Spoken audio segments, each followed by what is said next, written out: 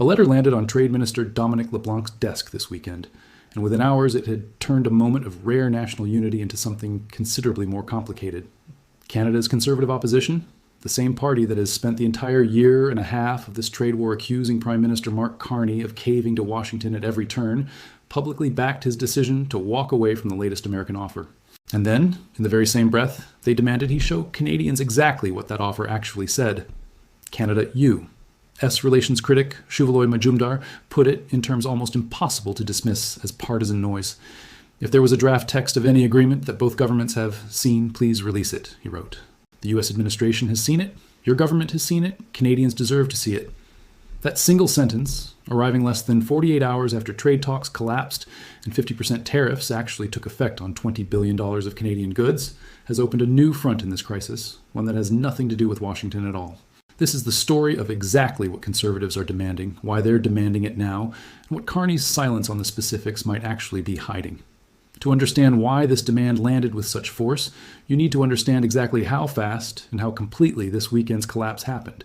because the speed of it is precisely what created the information vacuum Conservatives are now trying to fill. Late Friday night, with negotiators from both countries reportedly still in close contact and Trump himself striking an optimistic public tone about the state of talks only days earlier, Carney posted a statement announcing he had decided to suspend trade negotiations with the United States entirely and had directed Canada's negotiators to return to Ottawa. He said progress had been made in recent weeks, but that it had not been enough to meet Canada's objectives.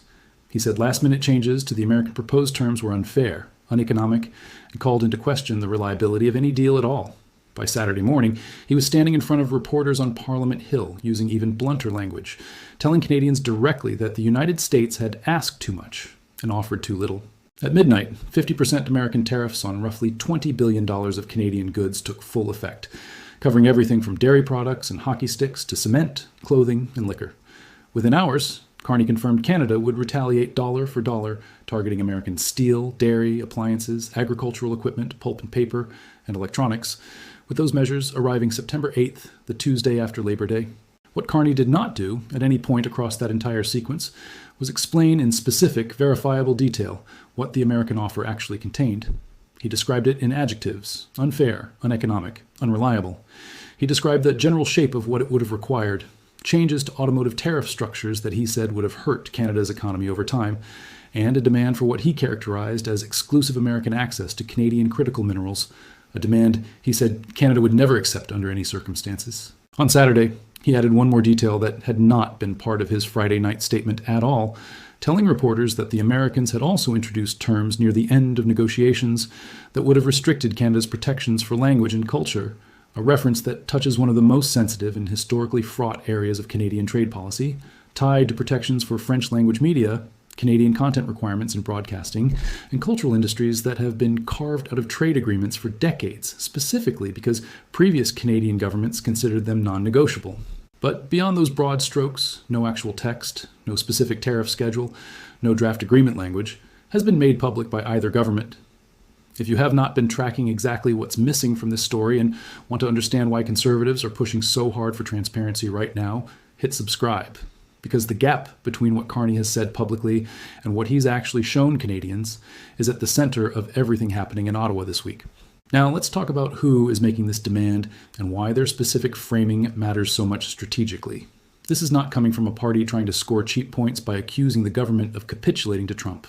If anything, the opposite dynamic has defined this relationship for most of the past year. Conservative leader Pierre Poilievre spent much of the summer accusing Carney of routinely caving to the United States, citing the earlier decision to scrap Canada's digital services tax, the removal of Canada's own counter-tariffs at points during negotiations, and a controversial arrangement to share net toll revenue from the newly opened Gordie Howe International Bridge with American authorities. In a letter sent to Carney back in early August, Poilievre and Majumdar accused the Prime Minister of lacking what they called the backbone to fight for Canadian workers, families, and sovereignty, explicitly warning him against giving further ground to American negotiators unless Canada secured genuinely tariff-free access for lumber, steel, aluminum, and automobiles. That was the Conservative posture just 2 weeks before this collapse, relentless pressure on Carney to hold a harder line, not softer. So when talks actually did collapse, and Carney did walk away from an American offer rather than sign it, Conservatives found themselves in a genuinely unusual position. The government had, on the surface, finally done exactly what they had spent months demanding: Poilievre's public response reflected that awkward alignment directly, stating that Canada cannot accept one-sided tariffs that will deindustrialize the country and cannot accept a bad deal, language that echoes almost precisely the standard Carney himself has been using since taking office. Poilievre said he would seek a call with Carney specifically to discuss what more could be done to fight for Canadian workers, businesses, and the broader economy. That is meaningful because it means the demand to release the details of the rejected offer is not an attempt to reopen a wound the Conservatives think the government mishandled. It is something closer to a genuine request for oversight, made by an opposition party that agrees with the outcome but wants Parliament, and by extension the public, to actually see the evidence behind a decision with $20 billion in immediate economic consequences attached to it. Majumdar's own language in his letter to LeBlanc reinforced that careful distinction. He was explicit that he was not asking for what he called negotiating secrets, the internal back and forth, private strategy memos, or communications that any government legitimately needs to keep confidential during active diplomacy. What he asked for instead was narrower and considerably harder to refuse on principle, information that both governments already possess and have already seen in full. If a draft text existed that both Ottawa and Washington had reviewed, in his framing, that document is no longer a secret between negotiators. It is a shared historical record of what was actually on the table the moment this relationship reached its most consequential breaking point in nearly a century. Spokespeople for both the Prime Minister's office and LeBlanc's office responded to that specific request by declining to comment, deferring instead to Carney's general remarks from Saturday's press conference, remarks that, as already established, described the offer only in broad characterizations rather than verifiable specifics. If this kind of close reading of what's actually being asked and what's actually being withheld is helping you understand this story better than the surface-level headlines, drop a comment telling me whether you think the government should release the draft terms or whether there's a legitimate diplomatic reason to keep even a rejected offer confidential. Let's dig into why this transparency question matters so much beyond simple political theater, because there are genuine, substantive reasons Parliament and the Canadian public might need to see these details that go well beyond satisfying curiosity. The most immediate reason is accountability for the economic consequences that are now unfolding in real time. $20 billion in American tariffs are already being collected at the border as of this weekend. Canada's own retaliatory measures, arriving September 8th, will impose real costs on Canadian businesses and consumers who rely on American steel, dairy, appliances, agricultural equipment, paper products, and electronics, even as those same measures apply pressure back on American industries. Both of those economic consequences are happening because a negotiation failed. If elected officials outside the governing party and the public they represent cannot actually see what was on the table when that negotiation collapsed, there is no independent way to evaluate whether walking away was genuinely the right call, or whether a different, more skilled negotiating approach might have closed a gap that ultimately proved unbridgeable. Carney's own framing asks Canadians to trust his judgment that the offer was inadequate. The Conservative demand is, at its core, a request to verify that judgment against the actual record rather than simply accepting it on faith. There's also a specific dimension of what Carney revealed on Saturday, the reference to American demands touching Canadian language and cultural protections, that deserves far more scrutiny than it received in the initial wave of coverage. Cultural exemptions have been a foundational, non-negotiable pillar of Canadian trade policy since the original Canada-US Free Trade Agreement was negotiated in the late 1980s, carried forward through NAFTA and then through USMCA. Specifically because previous governments across multiple parties considered protecting French language media, Canadian broadcasting content requirements, and domestic cultural industries to be matters of national identity rather than ordinary commercial terms open to trade-offs. If American negotiators genuinely proposed restricting those protections as part of a broader deal, that detail alone would represent one of the most aggressive American positions taken in the entire history of this trading relationship, considerably more radical than tariff rate adjustments on dairy or automobiles. Yet that specific claim currently rests entirely on Carney's own characterization, delivered verbally at a press conference with no draft text, no specific language, and no independent confirmation available for journalists, opposition MPs, or the public to examine directly. Given how consequential that particular allegation is, both for how Canadians understand what Washington was actually asking for, and for how seriously it should factor into public opinion about this collapse, the absence of any underlying documentation is a real gap in the public record. Consider also what the American side has said about why talks broke down, because Washington's own account complicates Carney's version of events in ways that make independent documentation even more valuable. Shortly after the tariffs took effect at midnight, the United States Trade Representative's office pushed back directly against Carney's framing, arguing it was actually Canada that introduced new demands late in the process and walked back commitments that had already been agreed to earlier in the week. That is a direct mirror image accusation, each government blaming the other for exactly the same failure, and neither account has been independently verified through any documentation either side has chosen to make public. United States Trade Representative Jameson Greer told reporters on Saturday that no future concessions are currently being considered from the American side, a notably hardened position given that, according to some reporting, Washington had been weighing whether to lower certain tariff levels as recently as earlier in the same week. That shift in American posture, from apparent flexibility midweek to flat refusal by the weekend, makes it even more important to understand precisely what happened during those final days of negotiation. Because right now, Canadians are being asked to accept one government's narrative over another's, with no independent way to check either account against the actual documents both sides possessed. There's also a genuinely practical reason Conservatives may be pushing this issue now rather than waiting, tied directly to how quickly the situation is continuing to evolve. Canada's retaliatory tariffs are scheduled to take effect September 8th, which means there is a window of roughly 2.5 weeks during which further diplomatic contact remains at least theoretically possible before Canada's own countermeasures lock in and the exchange escalates further. If the actual gap between the two governments' positions was genuinely as narrow as some earlier reporting suggested, with talks reportedly signaling an agreement was close just days before the collapse, then understanding precisely where that gap sits could matter enormously for whether any diplomatic path remains open before September 8th arrives. A vague public description of unfair and uneconomic terms tells Canadians nothing about whether the actual numerical gap between the two sides was large or small, whether it centered on one specific sticking point that might still be resolvable, or whether the disagreement was genuinely fundamental and unlikely to narrow regardless of how much additional time passes. It is also worth stepping back and putting real numbers around exactly what collapsed this weekend, because the scale of what both sides walked away from deserves more attention than the political fight over transparency alone. The American tariffs that took effect at midnight cover roughly $20 billion in Canadian goods, spread across product categories ranging from dairy and alcohol to cement, clothing, fishing rods, and hockey equipment,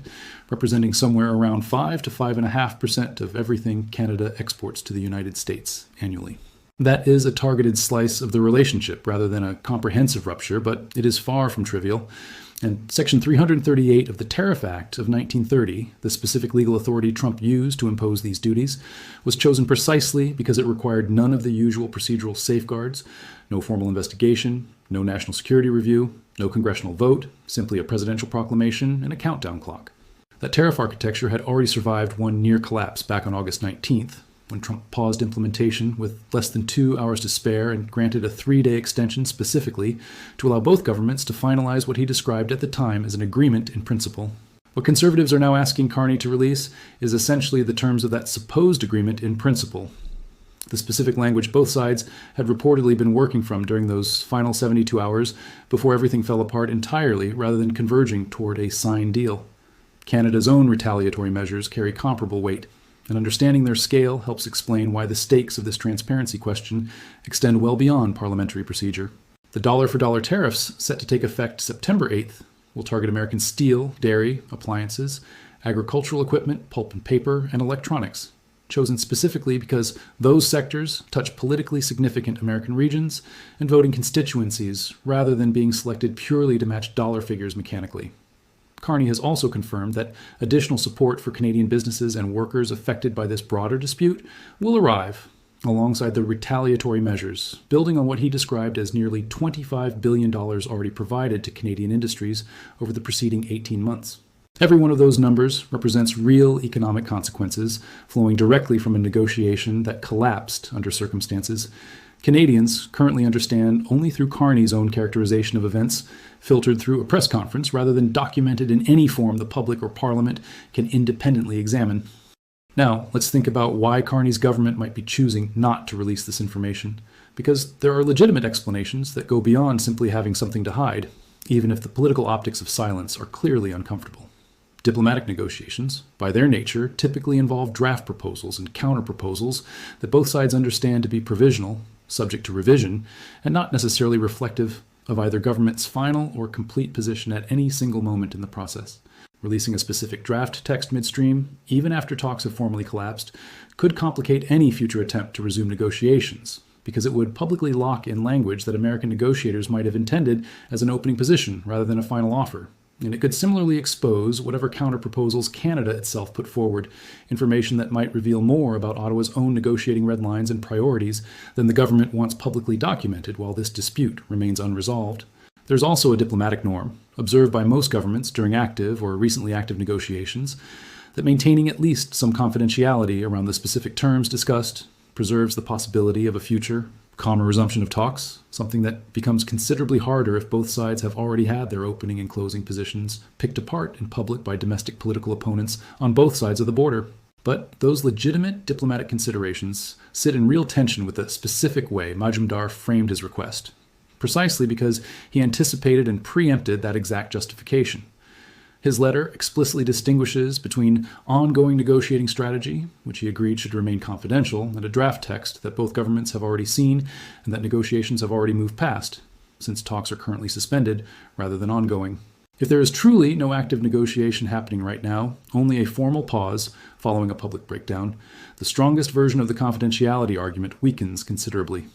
A draft document reflecting a rejected offer from a negotiation that has been formally suspended by the Canadian government's own public declaration occupies different diplomatic territory than an active back and forth still unfolding behind closed doors. That distinction is precisely why Majumdar's request has proven difficult for the government to dismiss outright, even as it has so far chosen not to directly comply with it either.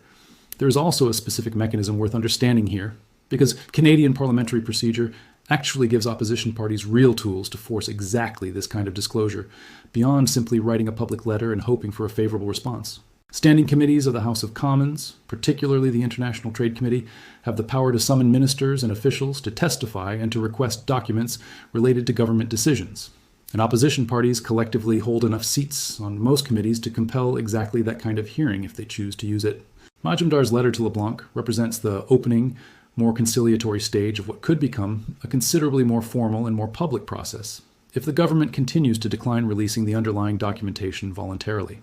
Given that Parliament is expected to return to session in the near term, and given how directly this dispute now intersects with the government's economic support measures moving through the legislative process, there is a realistic path by which this transparency fight moves from a letter exchange into formal committee hearings, complete with the possibility of ministers being compelled to answer specific questions about the negotiation under oath, rather than through carefully worded press conference language. That possibility raises the stakes considerably for how the government chooses to handle the coming weeks.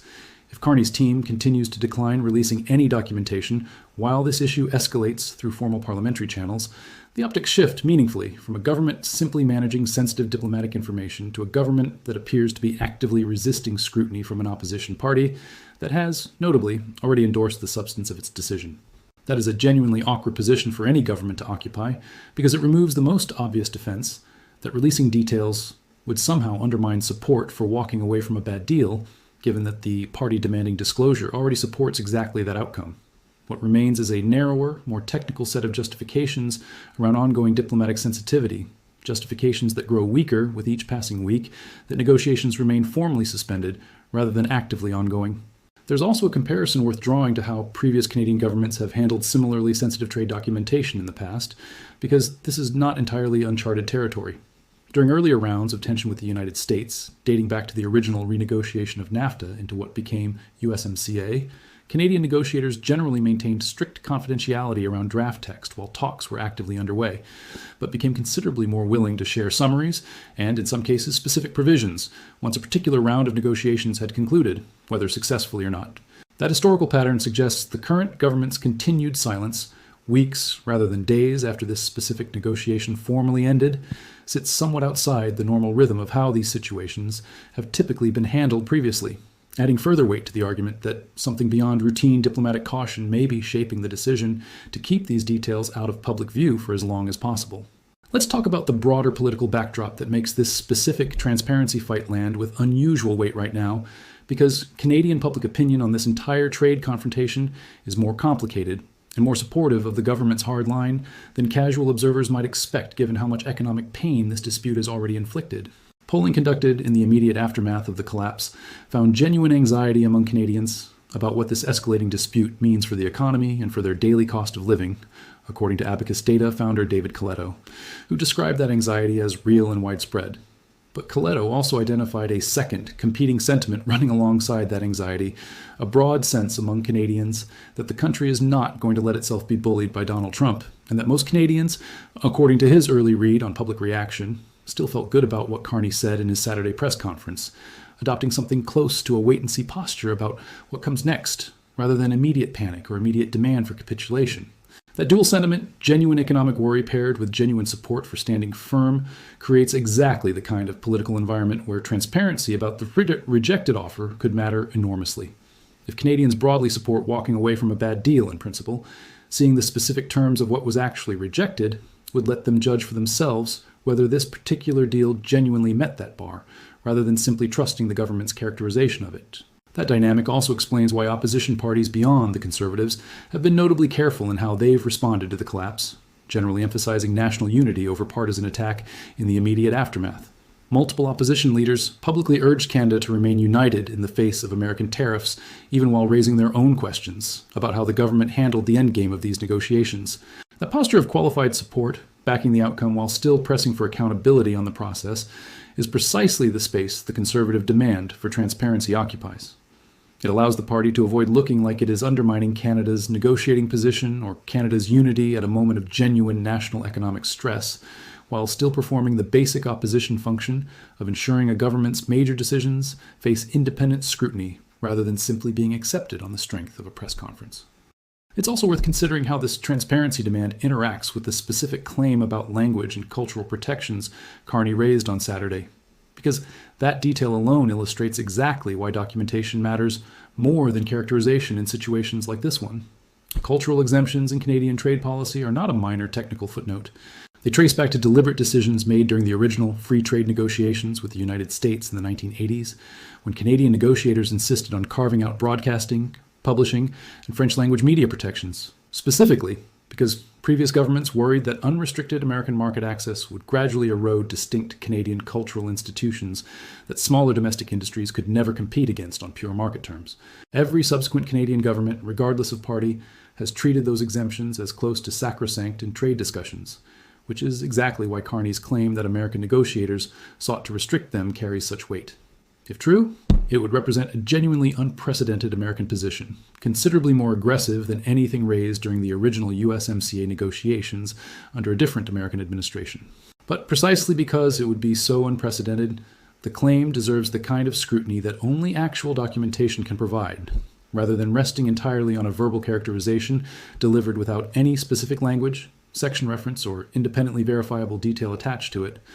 There's also a longer historical pattern worth placing this specific demand inside, because Conservative pressure on Carney over transparency and negotiating strategy has been a consistent feature of this entire 18-month relationship, not a new tactic invented for this specific weekend. Back in October 2025, ahead of an earlier Carney meeting with Trump at the White House, Poilievre sent a similarly pointed letter accusing the Prime Minister of failing to deliver the negotiated win he had promised earlier that summer, telling Carney directly that Canadians deserved a government with the backbone to fight for workers, families, and sovereignty, language nearly identical to what would resurface again in August. Poilievre has, at multiple points throughout this dispute, offered to personally engage with American lawmakers and administration officials on Canada's behalf, positioning the Conservative Party as willing collaborators in securing a better outcome rather than purely partisan critics standing on the sidelines.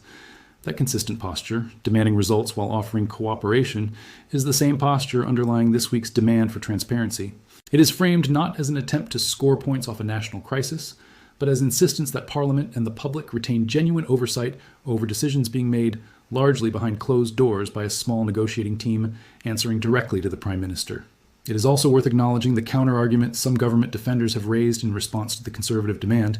because dismissing it outright would leave an incomplete picture of this debate. Some observers, sympathetic to the government's position, have suggested that releasing draft negotiating text, even from a suspended negotiation, risks setting a precedent that makes future Canadian trade negotiators more cautious about putting genuinely exploratory proposals on the table at all, for fear that anything committed to paper might eventually become a public document regardless of how preliminary it was intended to be. That concern is not without merit.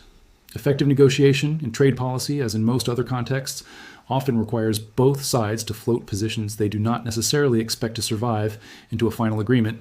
testing the other side's flexibility without those trial positions being treated as fixed. Final commitments the moment talks end. If Canadian negotiators come to believe that every draft proposal could eventually be forced into public view by parliamentary pressure,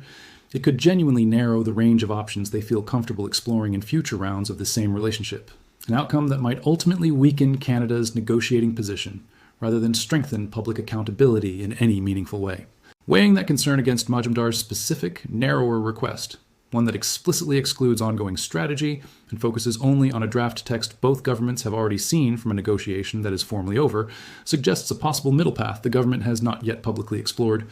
Rather than releasing the complete negotiating record or refusing disclosure entirely, Ottawa could, in principle, provide a detailed summary of the specific terms in question, particularly the cultural protection and critical minerals provisions Carney referenced verbally, without releasing the full diplomatic text verbatim. That kind of middle ground disclosure has precedent in how governments have handled sensitive but historically significant negotiations in other contexts,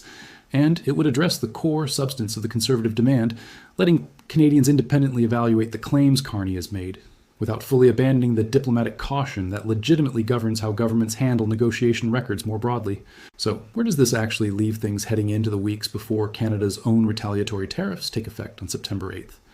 The government has, so far, chosen not to release the draft terms Majumdar requested,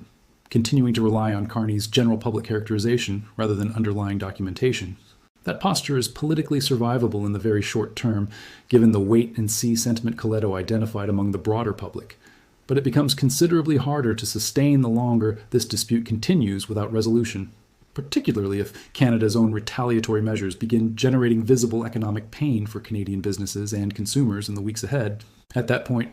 the absence of a clear, documented explanation for exactly why negotiations failed becomes not just an opposition talking point, but a genuine gap in how the government has explained one of the most consequential economic decisions of its entire time in office.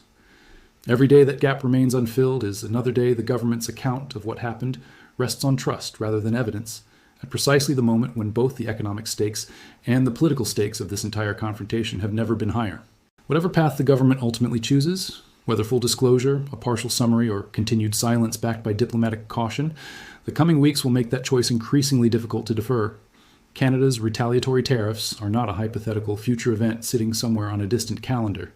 They arrive September 8th, a fixed and publicly announced date, which means the window for the government to get ahead of this transparency question on its own terms, rather than being forced into it through a formal committee process or mounting public pressure, is measured now in days and weeks rather than months. How Carney's team handles that window may end up shaping not just public confidence in this specific decision, but the broader question of how much scrutiny Canadians are willing to accept as normal the next time their government tells them, without full supporting documentation, that walking away from a deal was the right call. If this breakdown helped you understand exactly what Conservatives are demanding and why it matters beyond ordinary partisan politics, take a second to like this video and subscribe so you catch the update the moment we learn whether Ottawa actually releases any part of the rejected offer, or whether this becomes another unresolved question sitting alongside the broader trade war as Canada heads toward its own retaliatory tariffs on September 8th. Drop a comment below and tell me whether you think the government should release the draft terms Majumdar is asking for, or whether there's a legitimate diplomatic reason to keep even a collapsed negotiation confidential. And if you know someone who's only been following the tariff headlines without realizing there's now a genuine transparency fight unfolding inside Parliament itself, share this with them, because the actual terms of what Canada walked away from remain, as of this moment, known only to the negotiators in the room and to nobody else.